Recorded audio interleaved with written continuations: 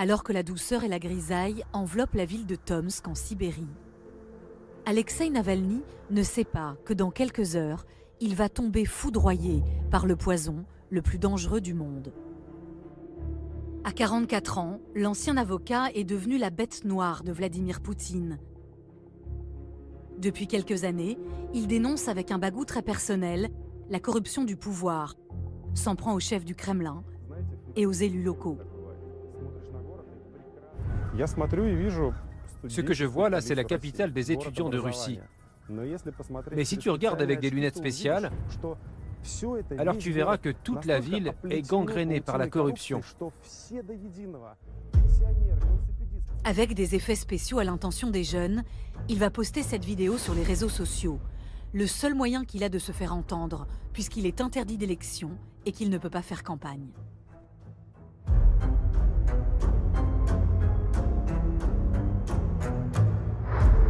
Une fois le tournage terminé, il rejoint le reste de son équipe dans un petit hôtel du centre-ville. Ils se retrouvent tous au bar. Il commande alors un Bloody Mary, mais on lui répond qu'il n'y en a pas, ce qui est suspect, parce que c'est un cocktail très populaire. Le seul cocktail disponible, c'était un Negroni. Il l'a goûté et il a trouvé qu'il avait un goût bizarre. Il l'a alors renvoyé. Et il est allé se coucher, car le lendemain, il partait à 6 heures. Il s'est réveillé tôt ce matin-là pour rentrer à Moscou en avion.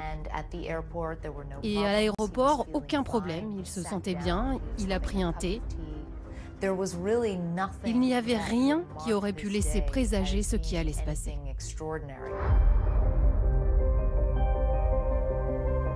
Il monte dans l'avion avec son attaché de presse, Kira.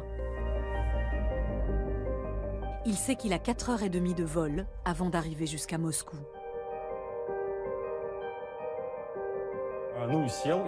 Je suis assis à ma place et je regarde le dessin animé Rick et Morty. J'adore regarder cette série, même si je l'ai déjà vue 100 fois. Et je me dis, super, je vais regarder ça. Ensuite, je vais lire et personne ne va m'embêter.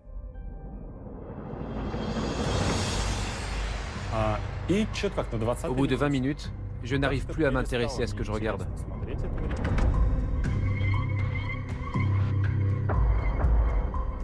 Je sens alors une sueur glacée me parcourir le corps, une sensation étrange. Je suis parti aux toilettes en chaussettes, je me suis mis de l'eau sur le visage, je me suis assis 1 minute. Mais rapidement, je me suis dit, il faut que tu sortes, parce que tu ne pourras pas te relever. Je me dis, il faut que j'appelle au secours, car je ne suis pas capable de retourner à ma place. Et là, je vois un steward et je lui dis, on m'a empoisonné, je vais mourir. Je tombe à ses pieds, ça paraît fou. L'ennemi de Vladimir Poutine pousse alors des râles de douleur dont il n'a aucun souvenir. Un passager enregistre ses cris.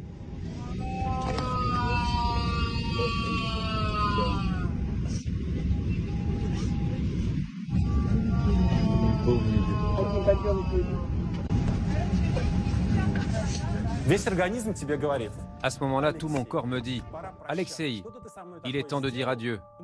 Je souffre trop, je ne peux plus vivre. Une fois que Navalny a prévenu le steward qu'il avait été empoisonné, qu'il allait mourir, c'était vraiment au pilote de prendre la décision. Et il a eu beaucoup de chance, parce que le pilote a décidé immédiatement de se poser à Omsk.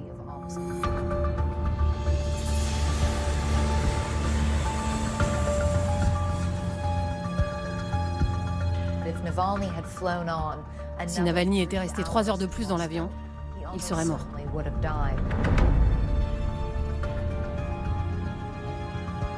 L'avion atterrit en urgence à Omsk. Sur le tarmac, des urgentistes lui administrent un antidote. L'ennemi du Kremlin est ensuite transféré à l'hôpital.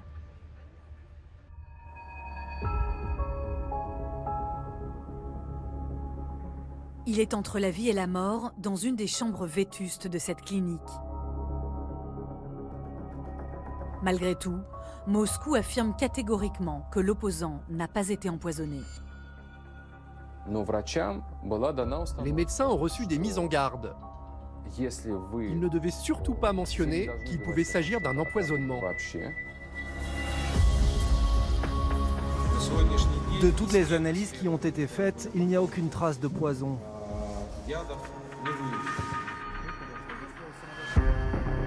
Mais à l'étranger, on ne croit pas à cette thèse. La France et l'Allemagne demandent l'évacuation immédiate du patient hors de Russie. Il y a eu Merkel et Macron qui ont téléphoné à Poutine, ainsi que d'autres leaders occidentaux. Et tous lui ont bien fait comprendre que si Navalny venait à mourir en Russie, tout le monde allait le rendre responsable et qu'il ne fallait pas se comporter comme ça. Les proches de Navalny remuent ciel et terre et trouvent un avion d'une association humanitaire prêt à l'évacuer à Berlin. Ils écrivent aussi à Vladimir Poutine, qui va mettre 2 jours à donner son accord.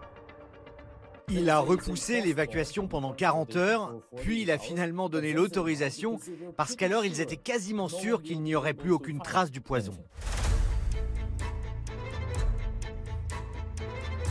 Pendant ce temps, les amis de l'opposant restés à Tomsk vont fouiller la chambre qu'il a quittée le matin même. Ils cherchent à récupérer des objets pour faire analyser d'éventuelles traces de poison. Ils se focalisent sur les bouteilles d'eau. Si vous voulez récupérer quelque chose, il faut demander à la police, me dit le directeur. Bah non, madame, on fera 100. Personne n'a rien touché avec les mains, on est d'accord? S'agit-il d'un empoisonnement? D'un malaise?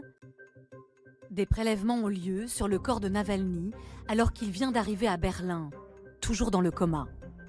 3 laboratoires, dont un français, vont rendre le même verdict. Alexei Navalny a été victime d'une attaque avec un agent chimique neurotoxique militaire de la famille du Novichok. Cela signifie qu'Alexei Navalny est victime d'un crime. Mais que c'est stupide! Que c'est stupide! Ce poison, c'est la signature de Poutine. C'est comme laisser sa carte de visite sur la scène d'un crime.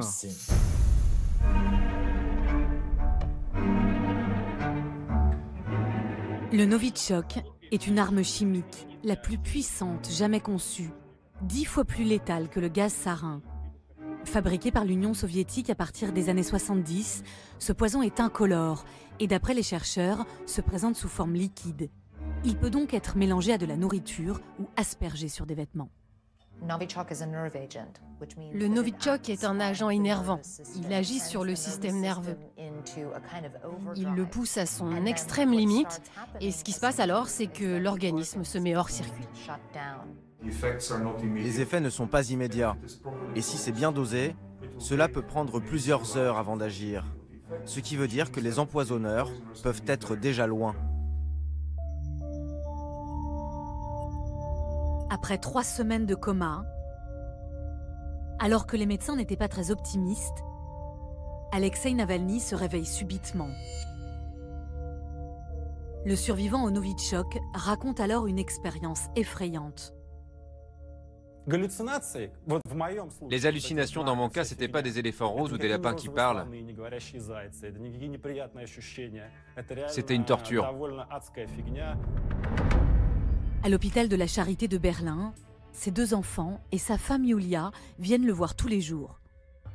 Le pire pour moi, ça a été de le voir à l'hôpital et de comprendre que la situation était pire que ce à quoi je m'attendais. Mais la chose la plus horrible, c'était de le voir dans le coma.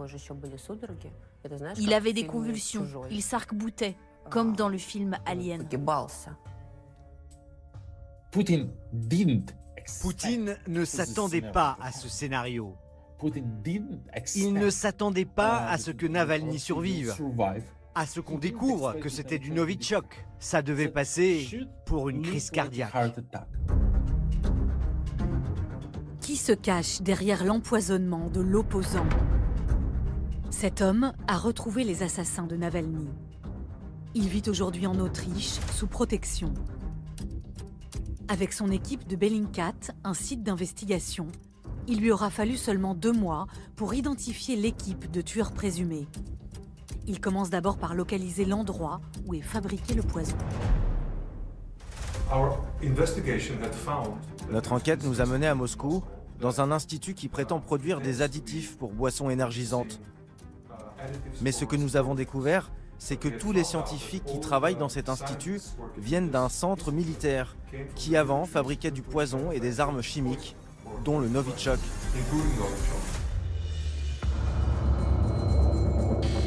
Il rassemble ensuite des informations sur cet institut secret grâce à un système aussi simple qu'incroyable, une base de données illimitée sur Internet. Le gouvernement russe a décidé de stocker des informations sur chaque citoyen. Donc il collecte les infos des caméras de vidéosurveillance, des téléphones. Il garde toutes les données pendant 3 ans sur un serveur central. Et toutes ces données sont d'abord vendues sur le marché noir, puis ensuite en accès libre sur Internet. En analysant les données téléphoniques des employés du laboratoire, l'enquête révèle qu'ils sont en contact avec un commando appartenant au service secret du FSB. 8 personnes qui présentent le profil parfait pour une opération d'empoisonnement. La plupart de ces agents ne sont pas des espions traditionnels comme on peut l'imaginer. Certains sont des spécialistes du gaz moutarde, d'autres sont des médecins, personnels médicaux.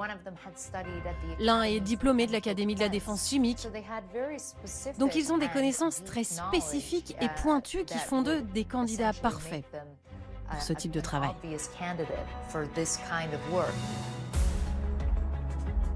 Les journalistes découvrent que le commando de chimistes du FSB était bien présent à Tomsk le jour de l'empoisonnement. Mais pas seulement. Les tueurs présumés ont suivi l'ennemi de Poutine pendant 3 ans, dans 36 déplacements à travers le pays. Ils ont commencé à le suivre la semaine où il a déclaré sa candidature à l'élection présidentielle. Il commence dès début 2017. Et ce n'est pas juste le suivre, ce n'est pas de la surveillance. Ce sont des docteurs, des chimistes, donc prêts à le tuer. Ils ne prennent jamais le même vol que lui. Ils ne les voyaient donc jamais. Ils arrivaient dans les mêmes hôtels et faisaient attention à ne jamais tomber sur lui. Ils ne le suivaient pas, ils attendaient le bon moment pour le tuer. C'est pour ça que ce groupe de gens, il ne les a jamais vus.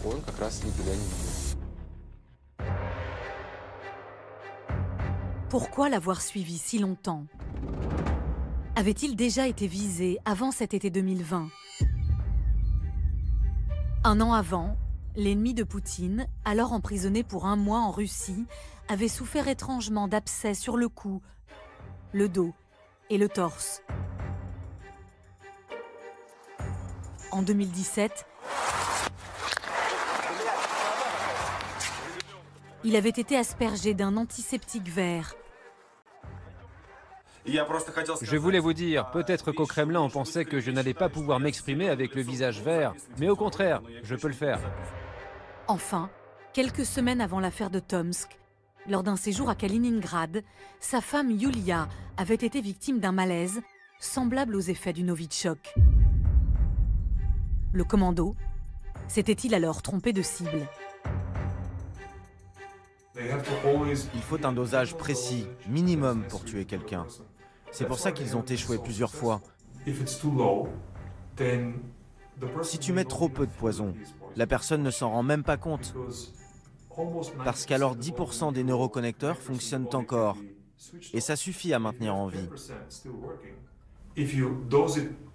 Mais si tu en mets trop, alors là, tu t'empoisonnes toi-même. Avant de publier toutes ces informations explosives, les journalistes de Bellingcat ainsi que CNN vont tenter de donner la parole au commando. Alors on est là chez l'un des membres du commando du FSB et on va voir s'il a quelque chose à nous dire. Nous pénétrons dans l'immeuble où se trouve l'appartement de l'agent Oleg Tayakin. Je m'appelle Clarissa Ward, je travaille pour CNN. Est-ce que je peux vous poser quelques questions? Est-ce que c'est votre unité qui a empoisonné Navalny? Ensuite, il y a cette sensation étrange. Est-ce que ce que je viens de faire n'est pas bêtement dangereux? Est-ce que je n'ai pas gêné, humilié, voire mis KO un assassin russe présumé? Et donc, est-ce que je ne dois pas déguerpir au plus vite? Eh bien, c'est ce qu'on a fait. Au même moment, en Allemagne, les journalistes de Bellingcat sont partis prévenir Alexeï Navalny qu'il tenait les noms de ses tueurs présumés. L'opposant décide alors de piéger l'un d'entre eux, de réaliser un canular téléphonique. Quand il appelle cet agent, il se présente évidemment pas comme Alexeï Navalny, il se fait passer pour le collaborateur du patron du Conseil de sécurité nationale, qui est un organe qui supervise une partie des services. Il prétend qu'il fait une enquête sur les ratés de l'empoisonnement Navalny. Il le trompe en se présentant comme finalement un supérieur, mais que l'autre n'a aucune raison de connaître. C'est pas un supérieur direct au sein du FSB, ça n'aurait pas marché. L'agent est soupçonneux, mais Navalny, très convaincant. Constantine? Allô? Allô, Constantine Borisovitch? Oui, oui. Bonjour, je m'appelle Maxime Sergueïevitch Ustinov. C'est Vladimir Mikhailovitch Bogdanov qui m'a donné votre numéro de téléphone. Excusez-moi de vous appeler si tôt, mais j'ai besoin de 10 minutes de votre temps. Vraiment besoin. J'aimerais bien vous aider, mais là je suis bloqué chez moi à cause du coronavirus. C'est pour ça que je vous appelle. Écoutez, tout s'est déroulé d'une façon que... Enfin, ça n'a pas tourné à notre avantage, c'est ce que je pense. Si ça avait mis un peu plus de temps, alors ce serait passé totalement différemment. Plus de temps, comment ça? Si le vol avait duré plus longtemps? Oui.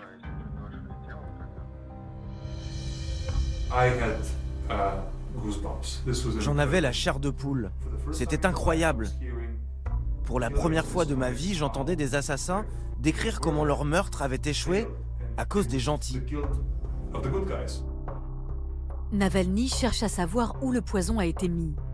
L'agent lui confie que sa mission était de nettoyer les traces sur ses vêtements, restés à l'hôpital de Omsk.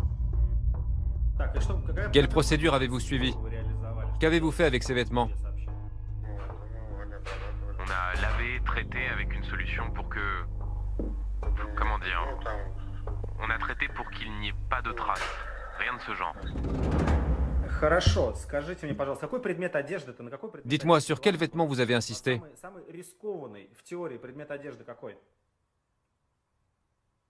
Le slip. Le slip?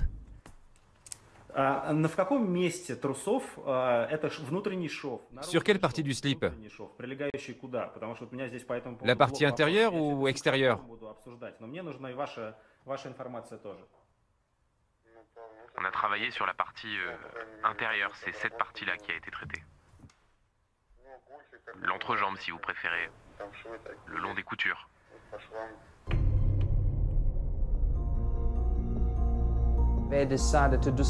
Ils ont mis le poison à l'intérieur de son slip, parce que c'est là que le slip est en contact avec le corps. Et c'est là que vous êtes le plus vulnérable. Pourquoi les services secrets ont-ils échoué dans leur mission? Valéry Kariev est un ancien agent du FSB. Il considère qu'ils ont perdu en efficacité au fil des années. Pourquoi ne pas avoir confié cette mission de liquidation à quelqu'un d'autre?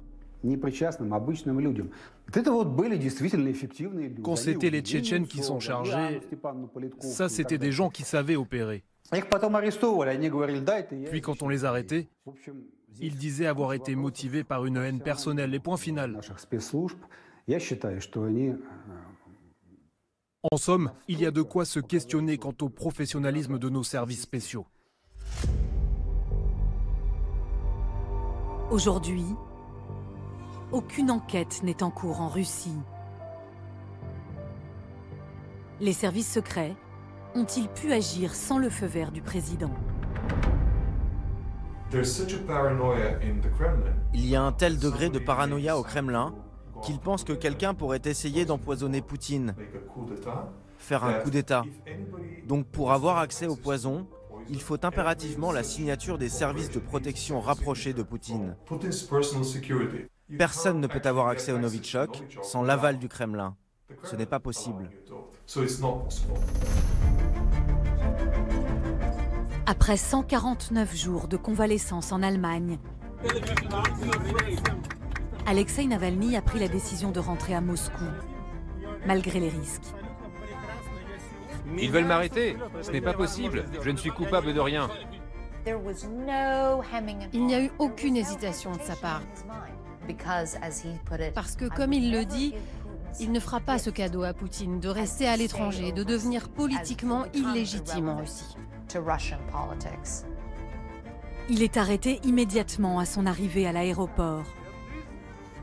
Poursuivi pour violation de contrôle judiciaire, diffamation, escroquerie, il est condamné dans la foulée à 3 ans et demi de prison.